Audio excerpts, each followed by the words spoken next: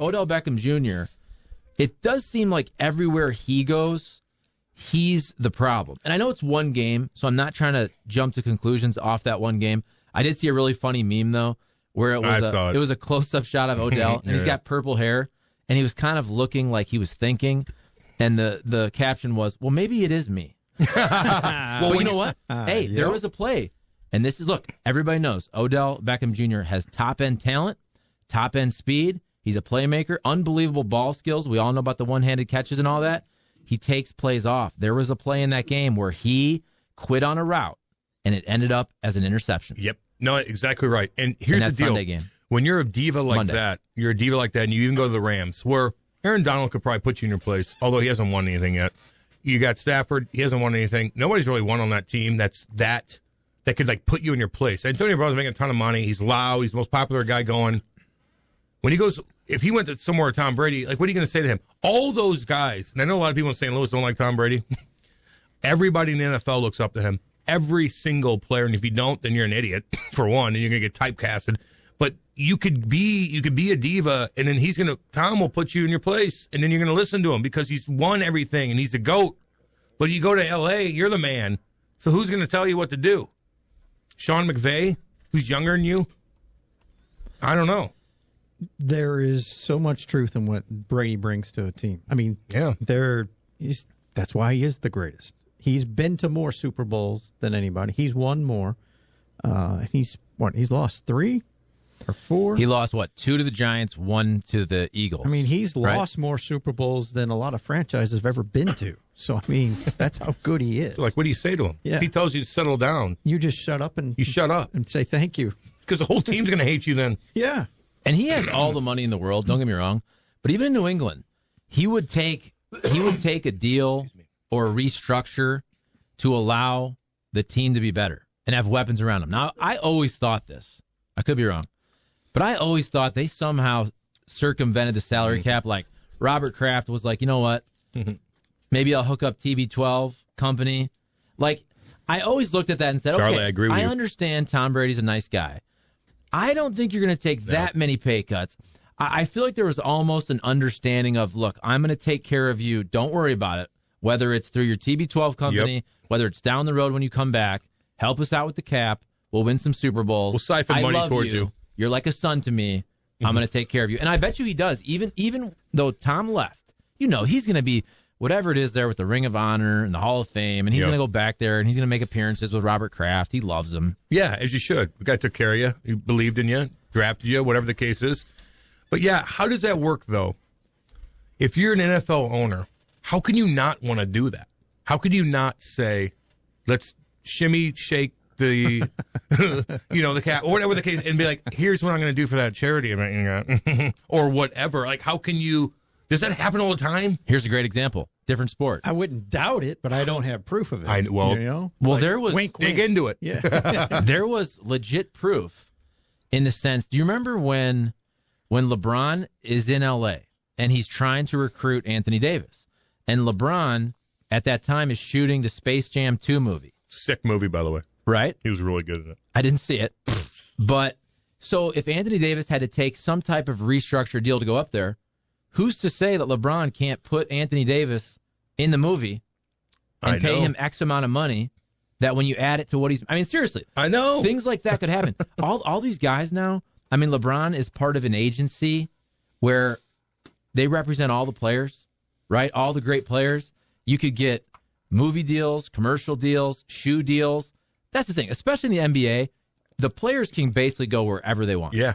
Well, you only have, the football team is completely different. But, yeah, you're right. How can you not think to find ways to bring people into an organization without it being, right in front of you? Like, well, we paid them this. Like, there's a lot of different avenues you could hook people up and give them incentive to play there that no one could really dig up. They probably know it's happening, but how do you get to that? How do you be able? How are you able to prove that? How about your podcast when you had, I forgot his name, but the gentleman on that ran the Danbury Trashers? Oh yeah, AJ Galante. And so basically, they're circumventing the cap by giving folks no show waste management garbage jobs.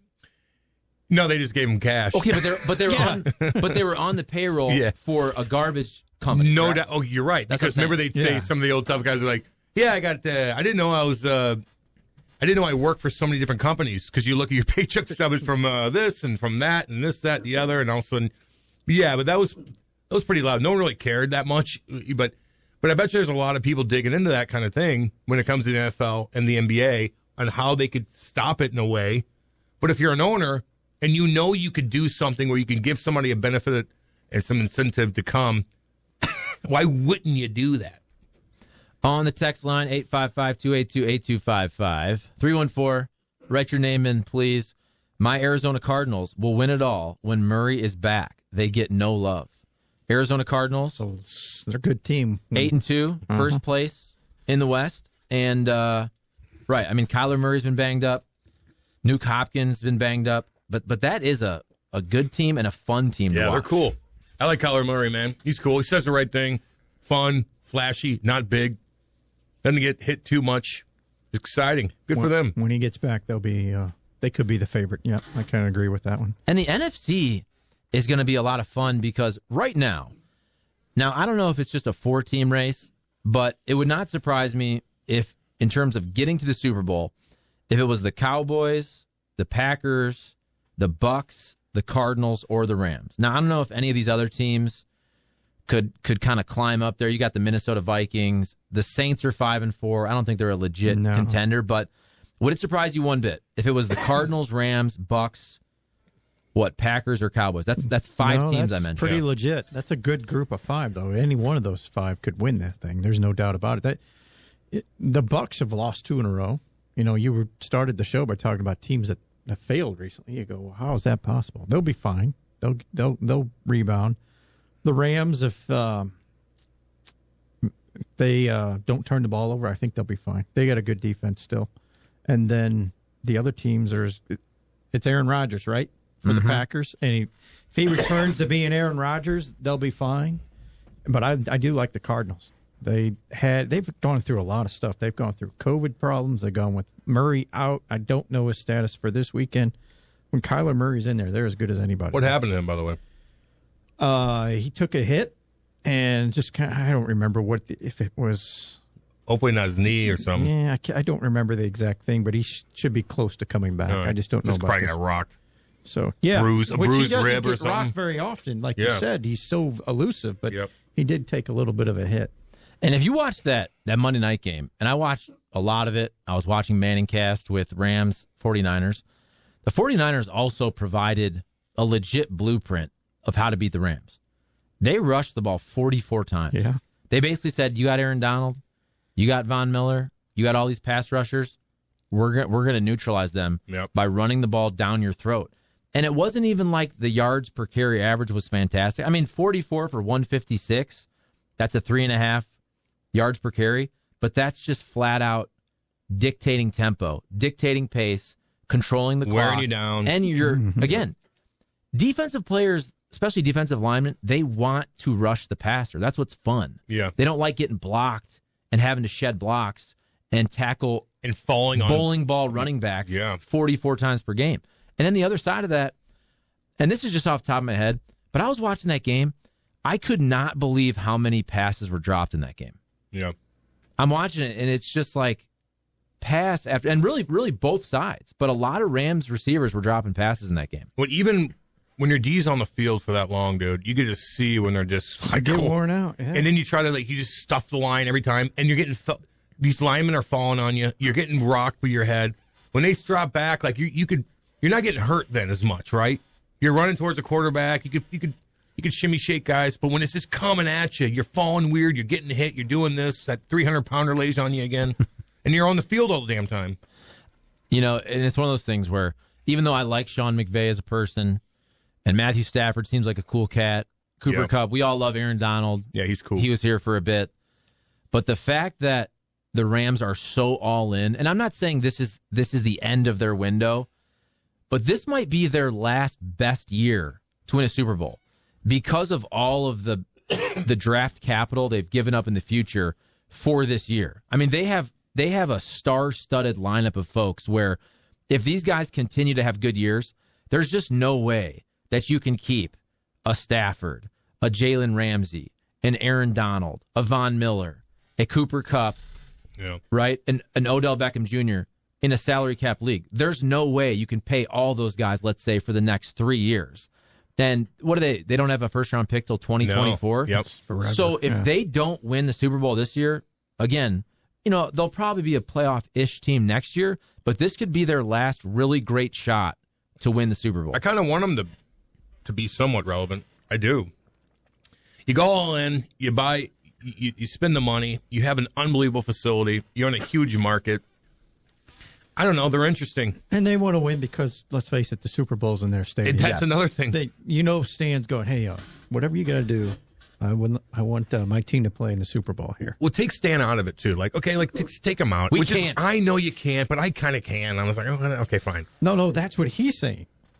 He's telling Les Snead, whatever you have to do, I want the Super Bowl here with my team. No doubt. But we all hope he fails, but that's part of it. For my opinion on why I want them to be good is because they're fun to watch. They're a fun team. They are. And they got that. So I'm taking Stan out of the equation in my mind. But I'll hear all y'all. I know you guys hate him. I get that. I hate him too.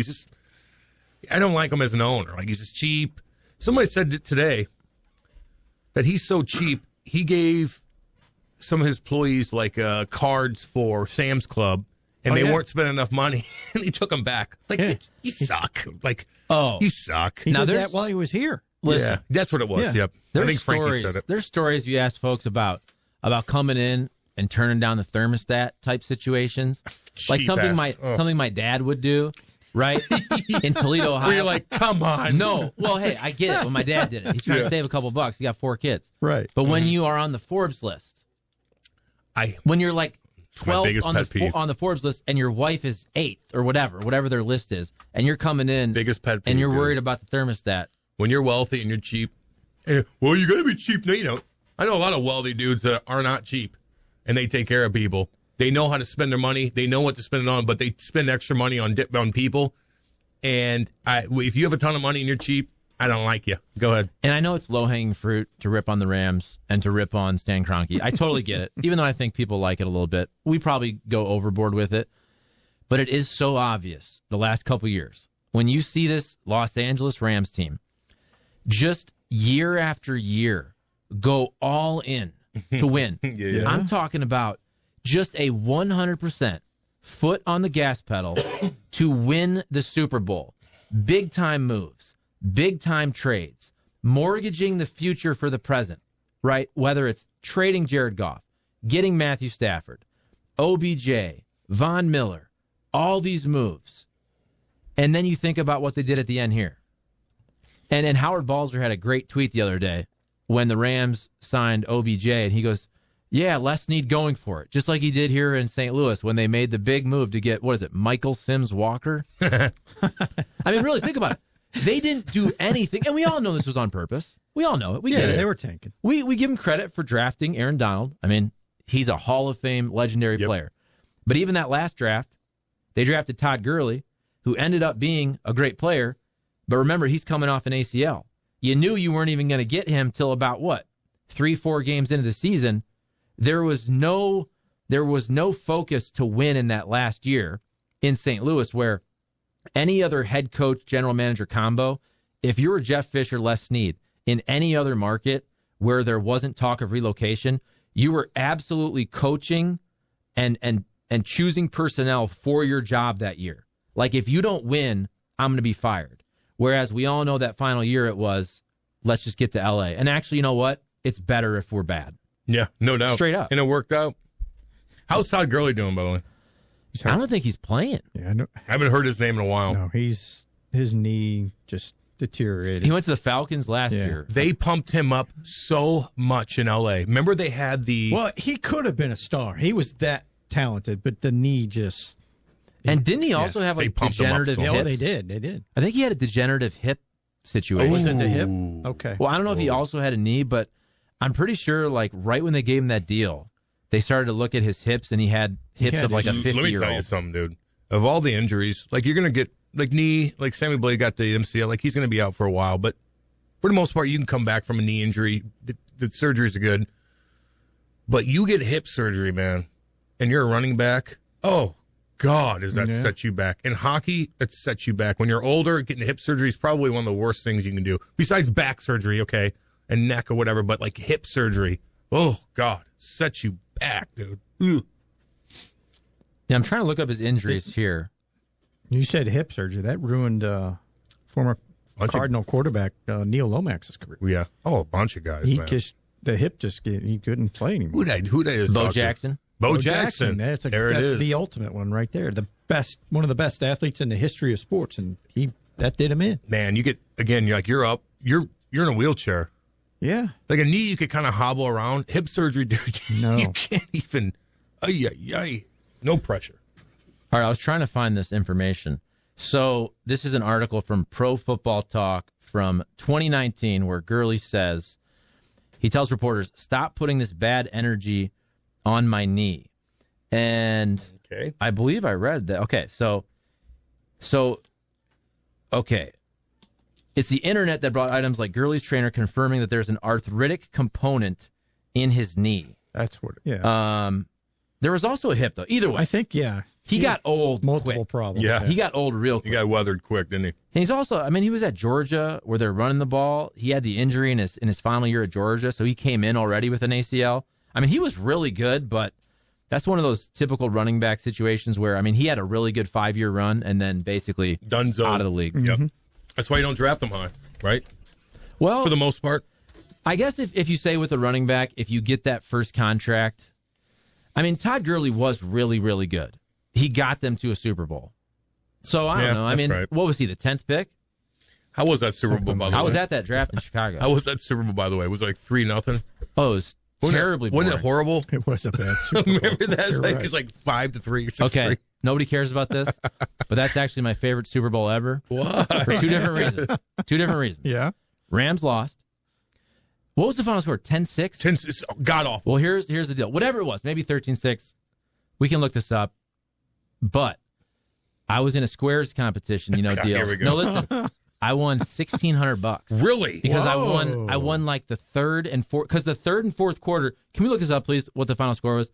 It ended. So it was like 3-0, and then it ended like 23-10. Oh. Because Zerline missed a field goal at the end that kept the score the same. And you got $1,600. Now, when you win that money, do you just put it in your pocket like, thanks, guys, we'll see you tomorrow? Or are you like, let's go do something? Well, what do you do? It was my buddy in Chicago. I gave him some money for the charity that I was a part of, and I broke him off $100.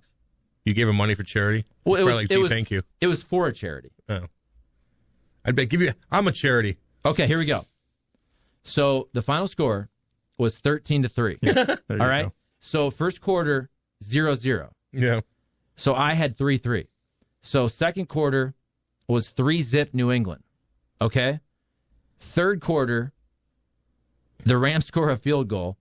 So it's 3-3. So I win $800 on the third quarter, 3-3. And then the Patriots scored 10 points in the fourth quarter to make it 13-3. And I remember my wife and I are sitting there. Zerline has like a 45-yard or whatever it is. And he's pretty automatic, right? He can make it from 57. Yeah. And we're sitting there. It doesn't even matter to the game. It was at the end. And Zerline misses that field goal. My wife and I are just cheering. But you already won the money, too, though? Like, if you win... No, you win for each quarter. Yeah, so you already had money. So if you would have missed that, you still would have won $800 anyway? Right. Oh, okay. But so you're already in a good spot. But that made it so much much better. What a good night. So much better, baby. How nice is that? Hey, my bookie, what's up, baby? Hey, it'll never happen again. Nope, no, it won't.